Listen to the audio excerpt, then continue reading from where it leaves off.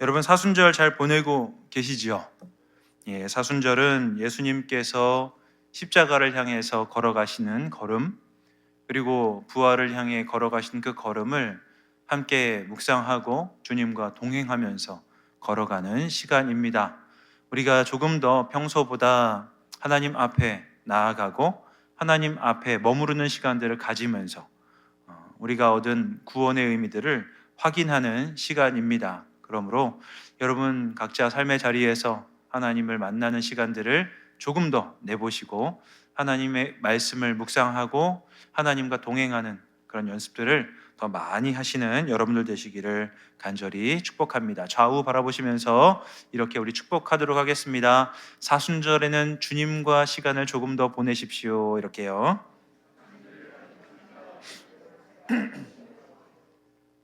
예, 오늘은 화목을 누리며 살아가기라는 제목으로 함께 말씀을 나누고자 합니다. 여러분, 예수님을 믿고 신앙생활 하시면서 이런 하나님을 믿었더니 이런 나의 삶의 변화가 있었다라고 이야기할 만한 일들이 여러분에게 좀 얼마나 있으셨습니까?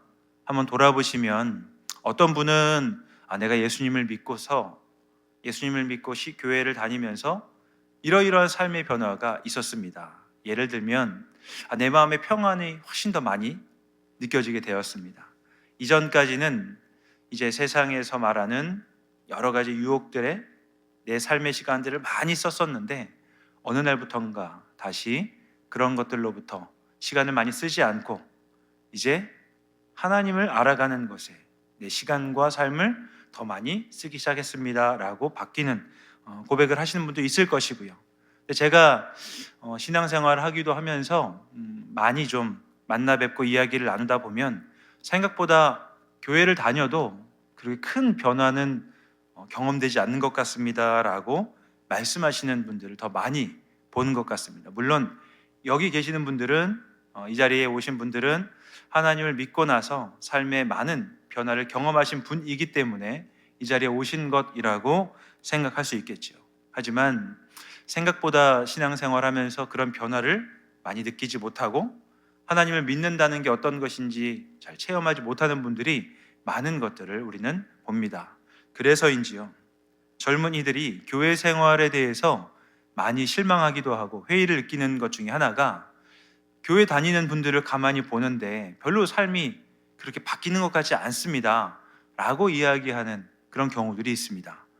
그러다 보니 교회마다 가장 많은 고민이 뭐냐면요, 교회 안에서 열심히 섬기는 분들의 자녀들이 오히려 신앙생활을 떠나는 것들, 그리고 교회를 다니지 않는 그런 고민들을 많이 호소하는 일들을 저희가 보게 된다는 것이죠. 젊은 이들이 교회 생활에 회의를 느끼는 것은 신앙생활을 하고 있음에도 불구하고 왜 말과 행동이 그렇게 많이 다른가라고 하는 고민들이 있는 것 같습니다. 우리도 신앙생활 하면서 우리가 기도할 때마다 많이 하는 그런 많이 하는 멘트는 이런 거 아니겠습니까? 하나님, 예배를 드리고 주님 앞에서 기도할 때에는 하나님 자녀답게 살겠다고 결심하지만 예배 끝나고 세상으로 나가면, 가정으로 돌아가면 죄에 이제 계속해서 실패하고 넘어지다가 다시 주님 앞에 나왔습니다라고 하는 고백이 우리가 많이 하는 고백일 수밖에 없는 그런 현실이다 보니까 우리를 보는 다음 세대, 그리고 젊은 이들은 그런 부분에서 실망하지 않나 이런 생각이 듭니다. 이것에 대해 우리가 어떻게 잘 설명하는 것도 쉽지 않다 보니 우리도 신앙생활하면서 정말 내 삶의 변화가 있나?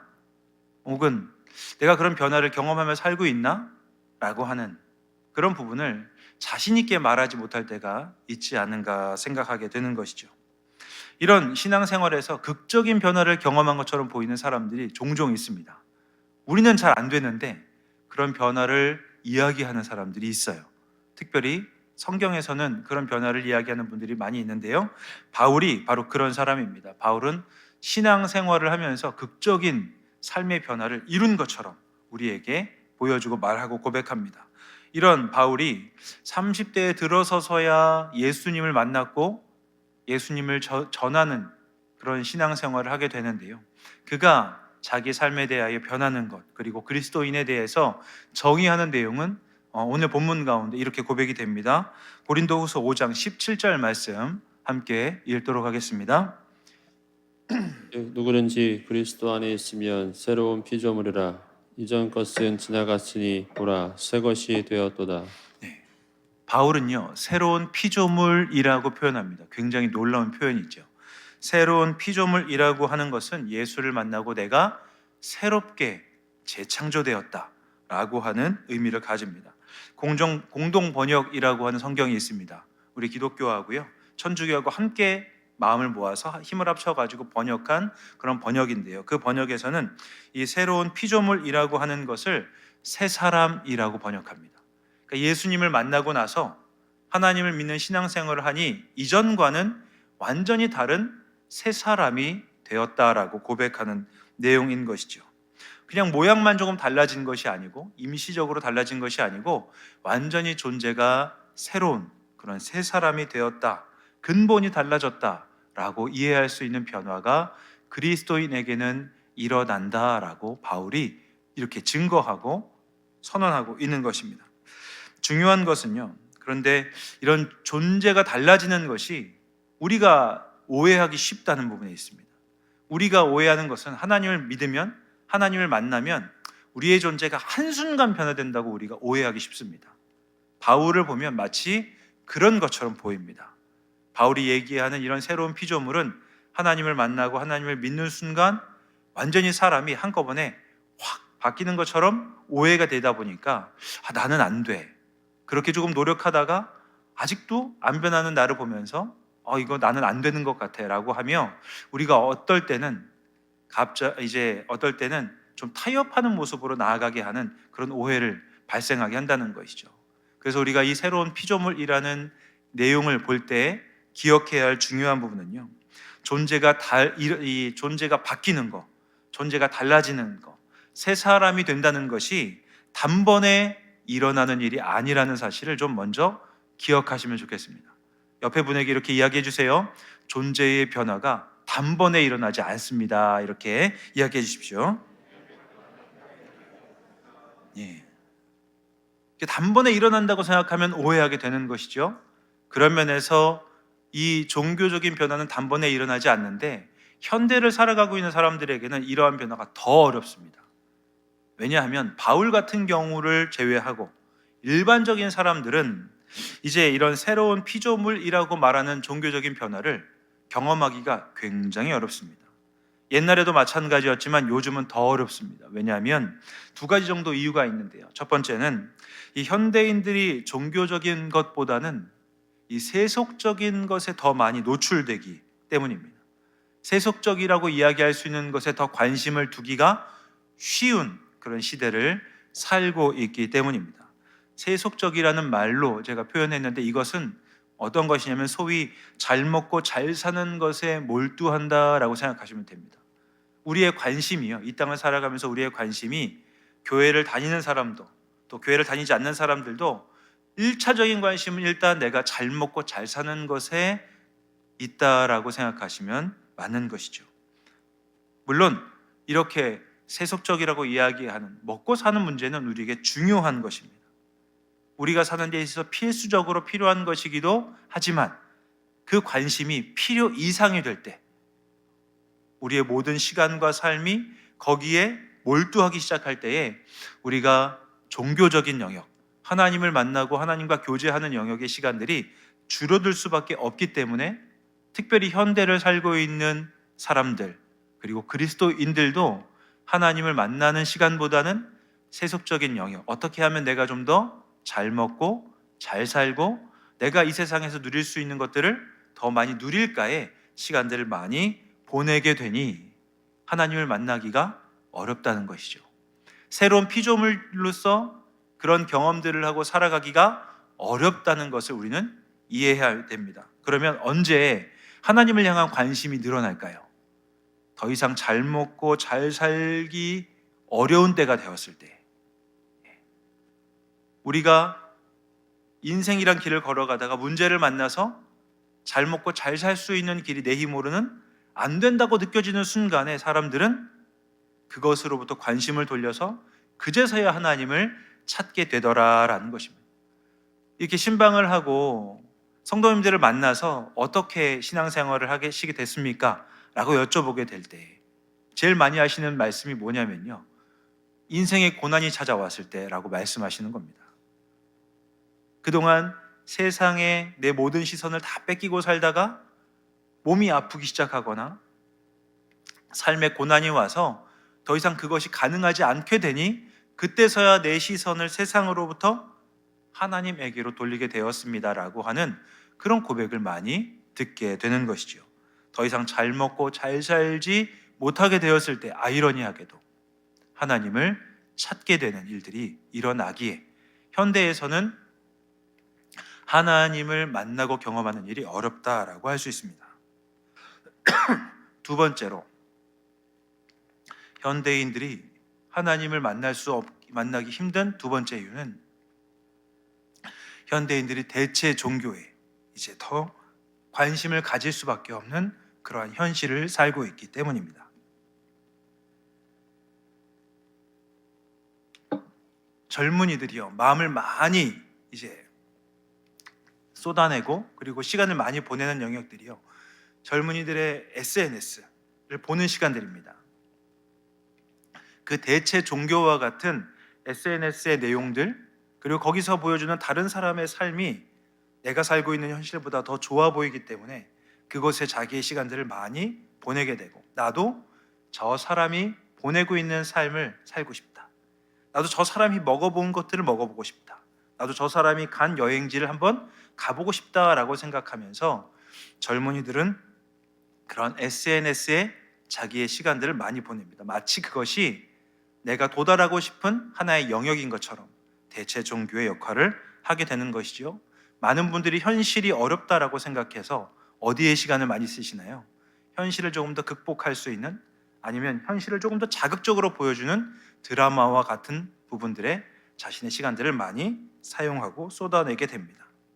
그런 부분들이 사람들에게 종교 이상 대체 종교의 역할들을 하다 보니까 현대인들이 자기 시간들을 하나님에게 나오는데 쓰지 아니하고요, 지금 이 시간이나 우리가 하나님께 나오는 시간에도 그런 대체 종교에 우리의 시간들을 쓰게 된다라고 하는 것입니다. 그러니 새로운 피조물이라고 하는 바울이 말하는 그런 내용들, 그런 일들을 우리가 현실에서 경험하기 어렵다라는 것이죠. 현실에서 경험하기 어려우니까요, 보기도 쉽지 않습니다. 그러니 그렇게 새로운 피조물로 살아가는 삶을 우리 신앙생활의 목표로 두기보다는 어떻게 신앙생활을 하게 될까요? 적당하게 예배의 자리에 참여하는 정도로, 그리고 가능하면 내가 내 삶의 시간들을 잠시 내어놓는 정도로 신앙생활을 만족하는 그런 모습을 보일 때가 있다라는 것이죠.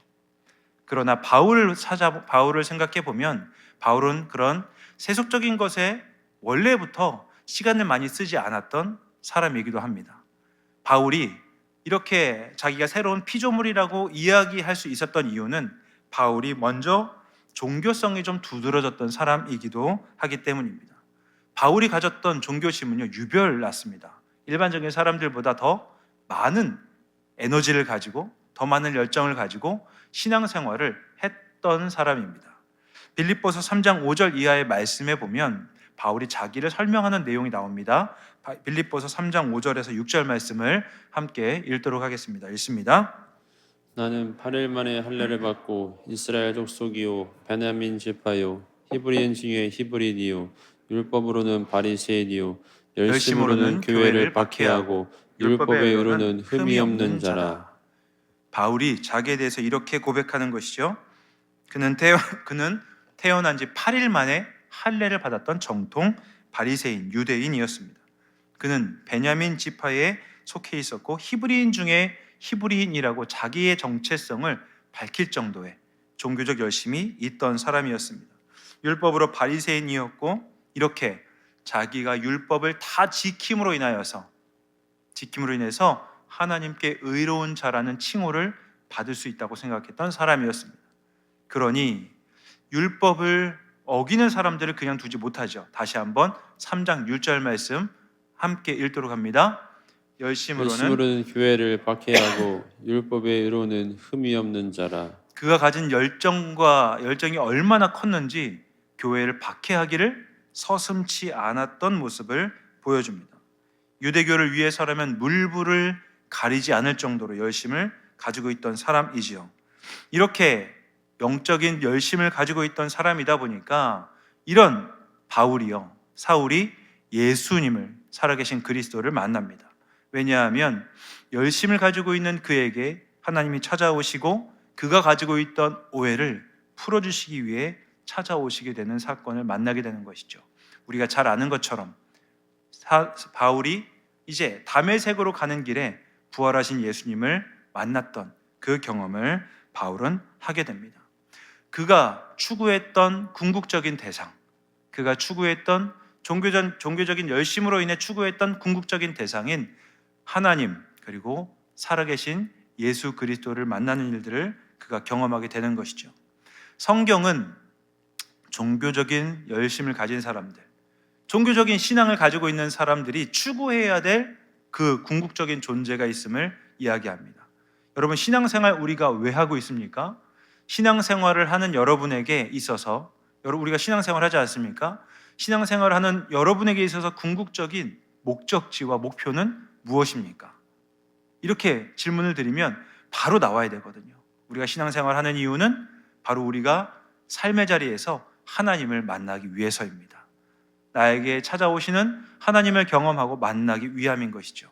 아까는 좌우를 바라보면서 이야기했으니까 이번에는 앞뒤를 바라보시면서 이렇게 우리 이야기하겠습니다. 신앙생활의 목표는 하나님을 만나는 겁니다. 이렇게 말입니다.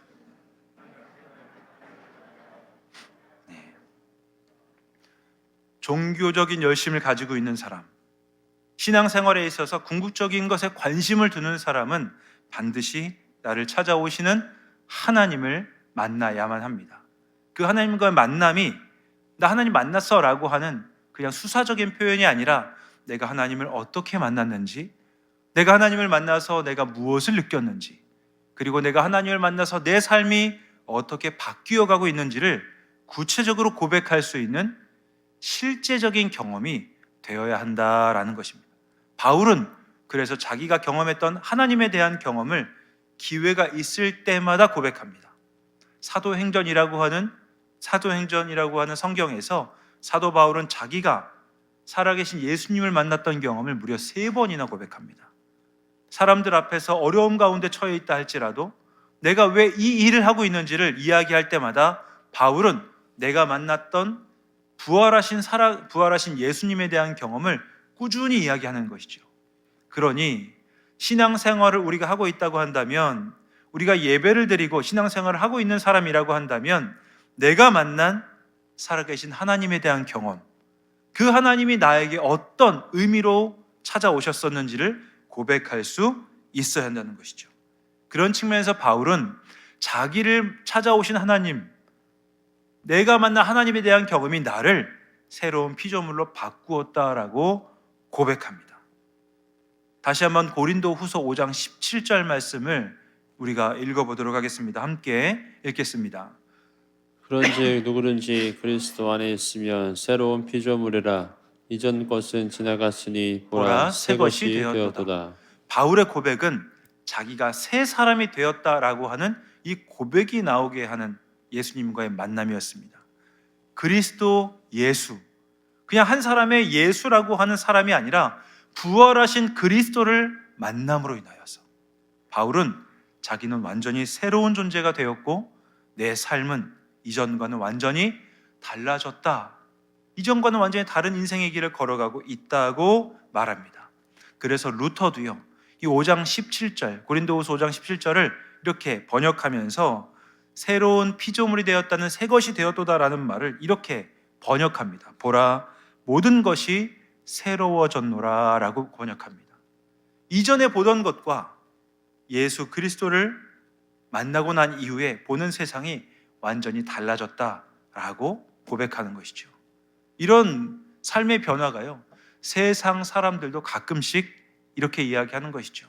내가 어떤 사람을 만나서 사랑에 빠지고 나니까 온 세상이 완전히 달라졌습니다라고 하는 그런 고백들, 여러분도 하신 적이 있고 들으신 적이 있으실 겁니다. 사랑하는 사람을 만나다 보니까 이전에는 너무 힘든 세상이었는데 그 사람과 함께 사랑하면서 살아가는 것이 너무 행복하고 좋아서 이 세상 모든 것이 다 아름답습니다 라고 이야기하는 그런 고백들 말입니다. 그런 고백들이요, 바로 하나님을 만나고 체험할 때 느낄 수 있는 우리의 시각의 변화이기도 한 것이죠. 그런데 세상에서 말하는 그 고백에는 한계가 있습니다. 그 고백이 일시적이라고 하는 것이죠. 아무리 내 마음을 뜨겁게 했던 사랑하는 사람이었다 할지라도 조금 시간이 지나면서 그 사랑의 감정의 고백들이 점점 식어지고 이제는 사랑이 아니라 정으로만 살게 된다고 하는 믿음의 고백이 아니라 그 고백들을 우리가 많이 듣게 되는 것이죠. 성경은요, 이런 새로운 피조물로서의 변화가 가능한가? 라고 하는 질문에 가능하다라고 말합니다. 그리고 바울이 지금 이렇게 선언하면서 새로운 피조물이라고 이야기하는 이 고백이 어떻게 가능한지 바울은 하나님과의 화목을 통해서, 하나님과의 만남을 통해 하나님과의 관계가 화해됨을 통해서 가능하다라고 말하는 것입니다. 고린도후서 5장 20절 말씀을 함께 읽겠습니다. 그러므로 함께 했습니다. 우리가 그리스도를 대신하여 사신이 되어 하나님이 우리를 통하여 너희를 권면하신 것 같이 그리스도를 대신하여 간청하노니 너희는 하나님과 화목하라. 바울은 이제 사람들에게 고백하면서 고린도 교회 성도들에게 이렇게 권면합니다. 너희는 그리스도와 화목하라 라고 합니다. 그리스도와 화목해야, 예수님과 화목해야 바로 새로운 피조물로서 우리가 살아갈 수 있는 길이 열린다라고 말하는 것이죠. 화목이라는 말이요, 우리가 평소에 그렇게 많이 쓰지 않는 말이기도 합니다. 그런데 이 화목이라는 말을 바꾸면 화해라는 말로 바꿀 수 있습니다. 화해하였다라고 하는 말로 바꿀 수 있는 것이죠. 이 화해라는 말은 무엇을 전제하겠습니까? 사이가 다시 회복되었다라는 말 이전에 화해라는 말을 쓰려면 사이가 깨졌다, 망가졌다라는 말이 먼저 전제되어야 됩니다. 화목이란 말은 그래서 망가졌던 관계가 다시 회복되어지는 그런 일에 대한 의미를 담고 있습니다. 우리가 생각하면요, 신자가요, 하나님과의 관계가 깨어지게 된 이유는 무엇에 있겠습니까? 바로 죄 때문입니다. 죄 때문에, 욕망 때문에 나와 하나님의 관계, 성도와 하나님의 관계가 깨어졌습니다. 그래서 하나님에 대한 관심, 하나님을 찾기보다는 세상을 향해 나아갈 수밖에 없는 그런 우리의 모습들인 것을 알게 되지요. 하나님과의 관계가 깨어져서 세상으로 나간 사람 하면 떠오르는 사람이 있으시죠? 바로 탕자라고 할 수 있을 것입니다. 하나님의 아버지의 집에서 너무나도 행복하게 살아갈 수 있는 모든 것이 다 주어졌음에도 불구하고 세상의 유혹을 받게 된 탕자가 아버지와 함께 살아가는 것에 만족하지 아니하고 아버지에게 자신에게 돌아올 유산을 달라고 요청합니다. 그리고 그 유산을 가지고 다 처분하여서 세상으로 나아갔을 때에, 그가 세상의 유혹 가운데 나갔을 때 경험하게 될 일들은 무엇이었냐면 바로 세상의 민낯이었습니다. 세상은 탕자를 유혹해서 그가 행복하게 살 수 있을 거라고 찾아오게 하였지만 그곳을 찾아간 탕자를 그냥 놓지 아니하고 그가 아버지에게서 받았던 것들을 다 흩어져 버리도록 만들어 버립니다. 허랑방탕하게 만들어 버린 그런 탕자의 모습이 바로 세상 가운데 나아가는, 죄 가운데 나아간 사람들의 실존의 모습이었다는 것이죠. 탕자가 그렇게 결정함으로 인해서 탕자와 아버지의 관계가 깨어져 버렸습니다. 다시 탕자가 아버지에게 나아가지 아니하면 집을 나간 아들이라는 관계만 남게 되는 그런 결과를 가지게 된 것이죠.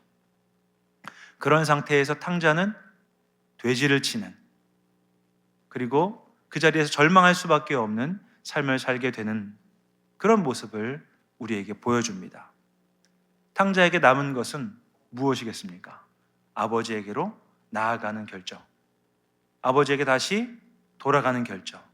그 결정이 탕자와 아버지의 관계를 화목하게 하였다는 것이죠. 다시 당자와 아버지의 관계가 화해되는 일들이 일어나게 되는 것, 그것이 바로 우리에게 주어지는 예수 그리스도로 말미암아 가능하게 된 하나님과의 회복입니다. 죄의 욕망 때문에 망가진 하나님의 관계가 하나님과의 만남을 통하여서 예수 그리스도를 다시 만나고 경험함으로 인하여서 우리에게 회복되어지는 화해로 찾아오게 됨을 바울은 이야기하는 것이죠. 그래서 바울은 고린도 교회 성도들을 향해서 하나님과 먼저 화목해야 된다라고 요청하고, 하나님과 화해됐을 때에, 하나님과 화해가 시작될 때에야 바로 새로운 피조물로서의 삶이 시작될 수 있음을 말하고 있는 것입니다. 고린도후서 5장 21절 말씀을 함께 읽도록 하겠습니다. 네, 고린도후서 5장 21절 말씀 보여주시겠습니다. 함께 읽습니다. 하나님이 죄를 알지도 못하신 이를 우리를 대신하여 죄로 삼으신 것은 우리로 하여금 그 안에서 하나님의 의가 되게 하려 하심이라. 아멘. 바울은 예수님을, 부활하신 예수님을 만난 그 경험 때문에 새로운 피조물로 하나님과의 관계가 회복되기 시작했다라고 말하고, 그것이 하나님의 뜻이었다고 말합니다. 그러니 바울이 화목하게 된 하나님의 사람으로 살기 시작하게 된 그리스도의 만남은 바울이 새로운 피조물로 살아가게 하는 가장 큰 시작이었음을 우리가 알게 되는 것이죠. 그렇기 때문에 우리도 신앙생활 하는 가운데서 나는 하나님과의 화목, 하나님과의 화해가 언제 시작되었는지 스스로 확인하셔야 됩니다. 하나님이 나의 주님이 되시는 순간이 언제였는지, 그리고 하나님을 내가 주님으로 고백하게 했던 순간이 언제였는지를 바울처럼 우리도 돌아보고 확인해야 되는 것이죠. 그런 면에서 사순절은요, 우리가 하나님을 다시 만났던 순간, 하나님과의 관계가 화목하게 되었던 그 순간을 돌아보는 중요한 또는 아주 좋은 기회이기도 합니다. 예수 그리스도가 십자가를 향해 걸어가신 길을 묵상하는 시기이지 않습니까, 지금이? 그리고 예수님이 십자가에서 죽으시고 부활하신 것을 다시 한번 돌아보는 시간이지 않습니까? 그런 측면에서 예수님이 그리스도가 되어주셨다는 것, 그리고 십자가에서의 죽음과 부활이 나에게 정말 믿어지는 사건인지를 우리가 돌아보게 하는 시간이 사순절입니다. 그러므로 이 시간 여러분이 함께 생각할 때에는 나는 예수가 그리스도가 되었다는 사실을, 그리스도가 십자가에서 죽으시고 부활하셨다는 사실을 정말 믿고 있는가? 예수님이 십자가에서 죽으시고 부활하셨다는 사실이 나에게는 정말 믿음으로 고백하게 하는 실존적인 사건인가를 우리가 확인하게 되는 것이죠. 왜냐하면요, 우리가 이것을 믿고 있지만 우리는 삶의 영역에서는 여전히 죄에 취약한 사람이기 때문입니다. 우리는 신앙생활하면서 기도할 때마다 고백하는 것처럼 날마다 넘어지기 때문입니다. 그래서 하나님을 믿고 있음에도 불구하고 나 이것밖에 안 되나? 라고 생각하면서 회의적인 생각이 들 수 있도록 사탄이 우리를 유혹하기 때문에 예수 그리스도를 나의 주로 고백하게 하는 그 사건, 그것이 나와 함께 나에게 경험된 사건은 그래서 중요한 것이죠. 바울의 고백은요, 그런 면에서 우리에게 중요한 시사점을 줍니다. 바울이 로마서 말씀에서 계속해서 이렇게 고백하는 내용들을 함께 살펴보십시오. 바울이 로마서 7장 18절에서 21절까지 말씀입니다. 함께 읽도록 하겠습니다. 내 속 곧 내 육신에 선한 것이 거하지 아니하는 줄을 아노니 원함은 내게 있으나 선을 행하는 것은 없노라. 내가 원하는 바 선은 행하지 아니하고 도리어 원하지 아니하는 바 악을 행하는도다. 만일 내가 원하지 아니하는 그것을 하면 이를 행하는 자는 내가 아니요 내 속에 거하는 죄니라. 그러므로 내가 한 법을 깨달았노니 곧 선을 행하기 원하는 나에게 악이 함께 있는 것이로다. 바울의 고백입니다. 사도라고 말하는 바울이요, 사도로 살아가고 있으면서도 항상 선을 행하기 원하는 마음이 있지만 현실에서는 그러지 못하는 모습이 있음을 고백하는 것이죠. 이런 마음과 현실의 모습이 다른 것들을 경험할 때마다 바울이 얼마나 많은 유혹을 받겠습니까? 그렇게 열심히 신앙생활을 했다고 하면서 그렇게 하나님을 위해 섬긴다라고 말하면서 여전히 죄에 무릎 꿇을 수밖에 없는 자기 모습을 볼 때마다 내가 정말 새로운 피조물이 맞나? 라고 하는 회의가 들지 않겠습니까? 이런 회의가 들 때에 바울이 그럼에도 불구하고 하나님과 화목하게 된 사람, 하나님과 화해한 사람으로 나는 새로운 피조물이라고 권면할 수 있는 이유는 무엇일까요? 바울이 그렇게 권면하고 고백할 수 있는 일은, 권면할 수 있는 이 근거와 이유는 바울이 다메섹에서 만났던, 다메섹을 향해 걸어가던 길에 만났던 예수 그리스도와의 만남이었다는 겁니다. 그 만남이 바울에게 실제로 경험되지 않았으면 넘어지는 일이 반복되는 것 안에서 바울은 신앙을 포기하게 되었을 것입니다. 우리 역시도 마찬가지 아니겠습니까?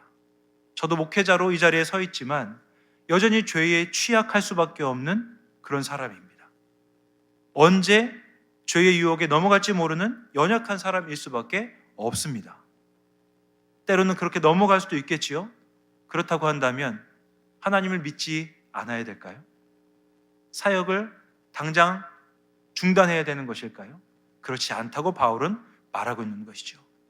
우리가 선을 행하고자 하는 마음이 있지만 내 현실에서는 그렇지 않은 모습이 보인다 할지라도 이 신앙의 길을 끝까지 포기할 수 없는 이유는 하나님과 화해한 관계가 되었기 때문이다라고 말하고 있는 것이죠. 그렇게 하나님과 화해한 사람으로 하나님과 화목을 누리며 살아갈 수 있는 이유는 살아계신 예수 그리스도를 만났던 그 경험 때문이라고 바울이 말하고 있는 겁니다. 그렇다고 한다면 우리에게도 똑같은 삶의 내용들을 적용해 보시죠. 여러분, 하나님의 사람답게 내가 살아가고 있다라고 우리는 장담할 수 있겠습니까? 그렇지 않습니다. 우리는 우리 역시도 연약하여서 날마다 넘어질 수밖에 없는 그런 삶의 모습을 보여주게 되는 것이죠. 다른 사람이 우리에게 그것을 가지고 공격할 수 있습니다. 그러면 우리는 어떻게 해야 되겠습니까? 우리는 그러한 질문에 대하여서, 그런 공격에 대하여서 우리 자신의 연약함을 바울처럼 인정해야 합니다. 나도 하나님을 향해서 열심히 살고 싶은 마음이 있지만 그럼에도 불구하고 이런 열심과 이런 노력에도 불구하고 넘어질 수밖에 없는 연약함이 내 안에 있다고 우리는 고백해야 됩니다. 그러나 우리는 하나님과 화목한 사람으로, 하나님과의 화해를 이룬 사람으로 하나님이 우리에게 요구하시는 그 신앙의 길을 끝까지 포기할 수 없는 이유가 있다라고 말씀하셔야 되는 것이죠. 그 이유는 예수님께서 십자가를 지시고 죽으시고 부활하신 사건이 나에게 실제이기 때문이다라고 고백하는 일이 있어야 되는 것이죠. 그래서 그것은 수사적인 표현이 아닌 것입니다. 예수님께서 이 땅에 오셨고 나의 죄를 위하여서 십자가를 향해 걸어가신 걸음이 사실이라고 한다면, 그리고 예수님께서 십자가에서 죽으시고 부활하신 사건이 나에게 있어서는 믿음의 고백으로, 내 믿음의 고백으로 고백할 수 있는 그런 내용이라고 한다면, 나는 나의 연약함의 자리를 경험하고 있음에도 불구하고 신앙의 길을 끝까지 포기할 수 없다라고 하는 이 고백이 우리에게 있어야 되지 않겠습니까? 그런 고백이 있을 때에 자녀들 앞에서도 나를 꾸미려고 하지 않는 모습을 보이게 될 것입니다. 나의 연약한 모습을 고백하면서도 그 길을 끝까지 포기하지 않고 걸어가는 우리의 생명의 그 생명을 향한 걸음이 다른 사람들에게 다 보여지게 되는 것이죠. 그러므로 여러분, 신앙생활 하는 데 있어서 나의 연약함을 감추려고 하지 않으셔도 됩니다. 우리가 걸어가는 그 길을 모든 사람들 앞에서 고백하며 걸어가셔도 된다라고 하는 것입니다. 말씀을 마치려고 합니다. 여러분, 이제 우리에게는 다른 길은 없습니다. 이미 하나님을 우리는 만났고 하나님의 초대를 받아서 영생을 향한 걸음을 우리는 걸어가고 있습니다. 그러므로 우리는 일상에서 하나님과 화목한 그런 삶을 살아가야 할 것입니다. 그러나 이 하나님과의 화목이, 하나님과의 화해가 단번에 일어나지 않는다는 사실을 우리는 확인했습니다. 탕자의 귀향이요 반복되어야 하는 것처럼 우리도 날마다 하나님 앞에 나오는 자리가 반복되어질 때, 우리가 하나님 앞에 나와서 예배드리는 일들이 반복되어질 때마다 우리는 나의 연약함을 고백하고 하나님과의 관계가 회복되고 회복되었다는 것을 우리는 하나님께 선포하고 고백해야 합니다. 그런 고백을 할 때에 우리의 신앙생활은 날마다 다시 한번 일어서는 신앙생활임을 기억하시면 좋겠습니다. 사탄은, 악한 세력은 우리를 넘어뜨리려 할 겁니다. 여러분, 넘어지더라도 실망하지 마십시오. 10번 넘어지면 11번 일어나시면 됩니다. 100번 넘어지시면 101번 일어나면 됩니다. 1000번 넘어지면 1001번 일어나면 됩니다. 그러므로 매일매일 넘어진다 할지라도 일어날 수 있는 사람이 되었음을 꼭 기억하시면 좋겠습니다. 나는 하나님과 화해한 사람이다. 하나님과의 화목한 사람이다라는 사실을 깨달으셔서 많이 넘어지셔도 한 번 더 일어날 수 있는 하나님과의 화목을 누리며 살아가는 여러분들 되시기를 주님의 이름으로 간절히 기원합니다.